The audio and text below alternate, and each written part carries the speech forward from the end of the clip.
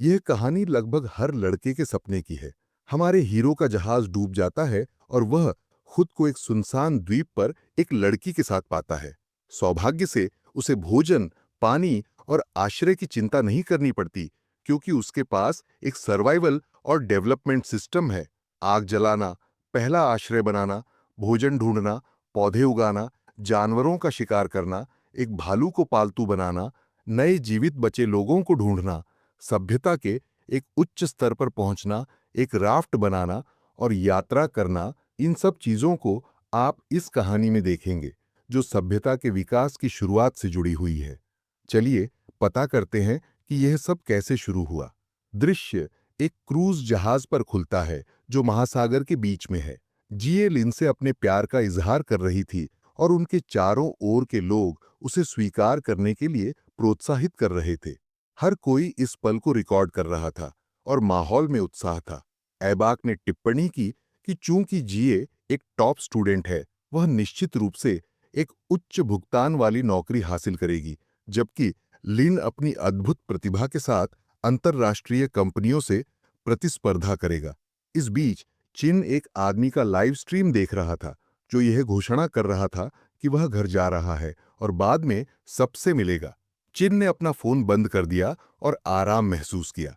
उसे उस आदमी की बातें दिलचस्प लगीं और वह उन्हें बिना बोर हुए अनंत समय तक सुन सकता था।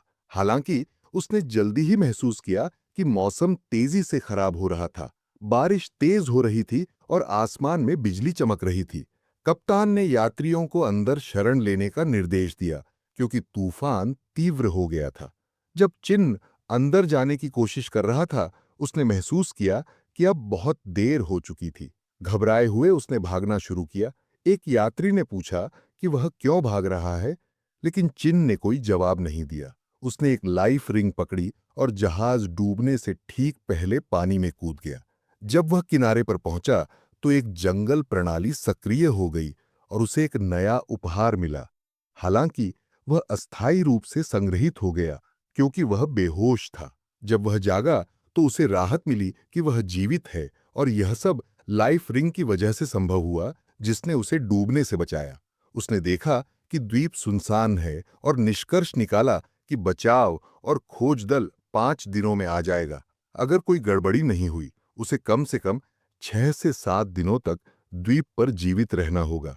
उसने देखा कि द्वीप में नारियल के पेड़ थे, जो उसे उम्मीद थी कि एक सप्ताह तक उसकी मदद करेंगे। उसे एक चाकू भी मिला, जो उसने एक वीडियो में देखा था। उसने नारियल को काटा, लेकिन वह काफी पुराना निकला और उसमें बहुत कम रस था।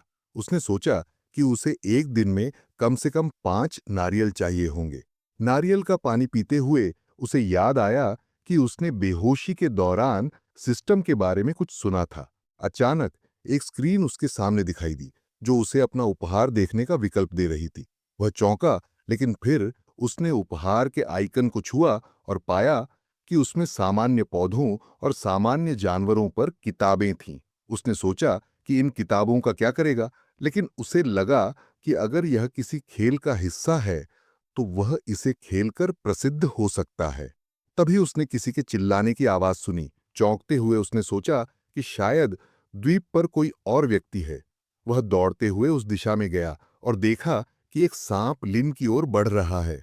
वह मदद के लिए चिल्ला रही थी। चिन ने जल्दी से सांप को पकड़कर उसे एक पेड़ से पटककर मार डाला। इसके बाद उसने उसकी ओर पीठ कर ली। लिन ने पूछा कि वह कौन है, लेकिन चिन ने उसे पहले कपड़े पहनने को कहा। लिन ने स्थिति को समझते हुए उससे अनुरोध किया कि वह उसकी ओर न देखे। एक बार जब लिन ने कपड़े बदल लिए, तो वह सोचने लगी कि वह कपड़े सुखा रही थी और सांप से मिलने की उम्मीद नहीं थी। जब उसने चिन्ह को नारियल के साथ देखा, तो वह उसके आत्मनिर्भर और साहसी स्वभाव से प्रभावित हुई। उसने खुद को एक विश्वविद्यालय की छात्रा बताया और यह जानकर खुशी हुई कि चिन्ह भी उसी विश्वविद्यालय से है। लिन ने नारियल का पानी पिया और कहा कि यह खट्टा था, लेकिन वह बेहद प्यासे थी। चिन्ह यह देखकर हैरान था कि उसने उससे ज्यादा पानी पिया। फिर उसने पूछा कि क्या उसके पास किसी से संपर्क करने का कोई तरीका है, जैसे फोन। लिन ने जवाब दिया कि समुद्र में गिरने के दौरान उसकी सारी चीजें बह गईं, लेकिन लिन ने चिन्ह को प्रोत्साहित किया और कहा कि इतनी बड़ी दुर्घटना के बाद बचाव दल जरूर आएगा। उन्हें इसी उम्मीद पर टिके रहना था। चिन्ह को यह अजीब लगा कि इतनी कठिन परिस्थिति में कोई इतना आत्मविश्वासी कैसे हो सकता है। उसने सुझाव दिया कि बचाव दल के इंतजार में रात के लिए आग जलाना बुद्धिमानी होगी, ताकि कीड़े मकोड़े और सांप दूर रहे। लिन ने सहमति जताई और पूछा कि आग कैसे जलाई जाए। चिन ने समझाया कि आग जलाने के लिए कुछ कौशल की आवश्यकता होती है। उसने लकड़ियों और छड़ियों का उपयोग करके आग जलाने का तरीका दिखाया और बताया कि चूंकि वे समुद्र के पास थे, उन्हें किनारे पर कोई लाइटर या उपयोगी वस्तुएं खोजनी चाहिए जो जहाज से बहकर आ गई हों। 1 घंटे बाद जब वे समुद्र तट पर चल रहे थे तो उन्हें कुछ नहीं मिला। चिन को लगा कि लीन सही कह रही थी, क्योंकि उनकी स्नातक यात्रा का मार्ग ज्यादा दूर नहीं था और द्वीप निर्जन था। उन्हें अंततः कुछ न कुछ मिल ही जाएगा। हालांकि जब तक उनकी नजर जा सकती थी वहां कुछ नहीं था। तभी लीन ने चमकती हुई एक वस्तु देखी और पाया कि वह एक खाली प्लास्टिक की बोतल थी। जब वह इसे फेंकने जा रही थी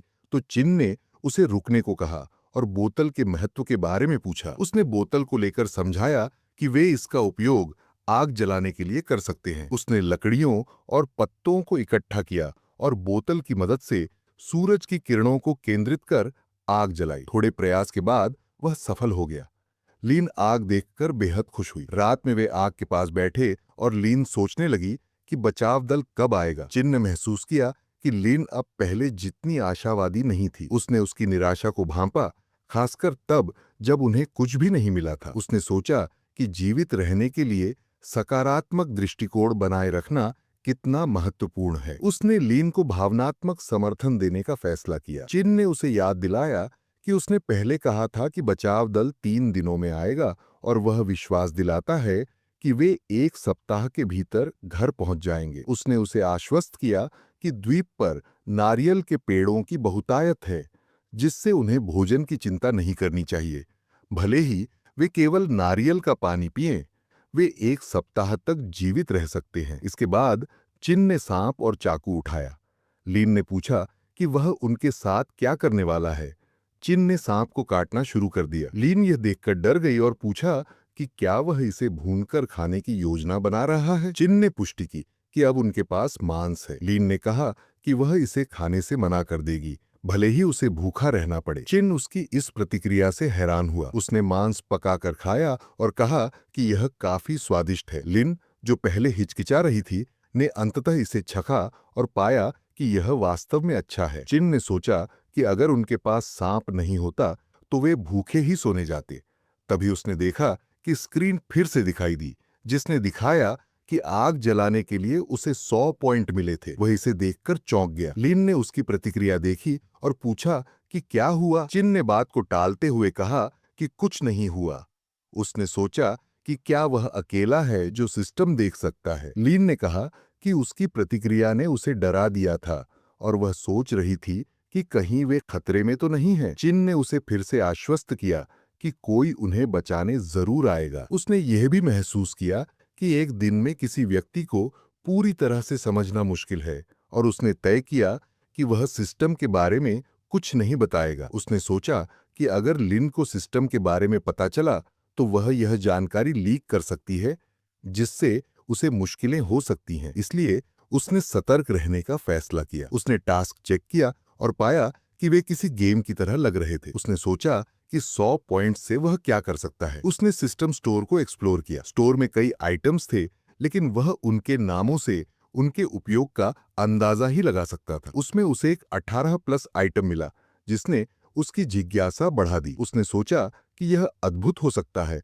लेकिन यह उसके लिए बेकार भी साबित हो सकता है। उसने देखा कि सबसे कम कीमत वाले आइटम्स के लिए 2000 पॉइंट्स की जरूरत थी, इसलिए उसने फिलहाल कुछ भी खरीदने का फैसला नहीं किया। वह यह भी नहीं समझ पाया कि नए टास्क को कैसे स्वीकार किया जाए। इसका मतलब था कि उसे धीरे धीरे द्वीप का पता लगाना होगा। वे सोने के लिए लेट गए और चिन ने उल्लेख किया कि हालांकि वे नारियल के साथ खुद को संभाल रहे हैं, जो केवल कार्बोहाइड्रेट प्रदान करते हैं, वे प्रोटीन की कमी से जूझ रहे हैं। उसने सुझाव दिया कि अगली सुबह ज्वार के घटने पर वे समुद्र तट पर झींगे खोजने जा चिन्न उठा, उसने देखा कि लिन गहरी नींद में थी और उनकी स्थिति को लेकर चिंतित नहीं लग रही थी। चिन्न ने तय किया कि उनके आगे के योजनाओं पर वह लिन से अगले दिन चर्चा करेगा। रात के बीच में चिन ठंड महसूस करते हुए जाग गया और देखा कि लीन उसके पास कांप रही थी। उसका शरीर बर्फ जैसा ठंडा लग रहा था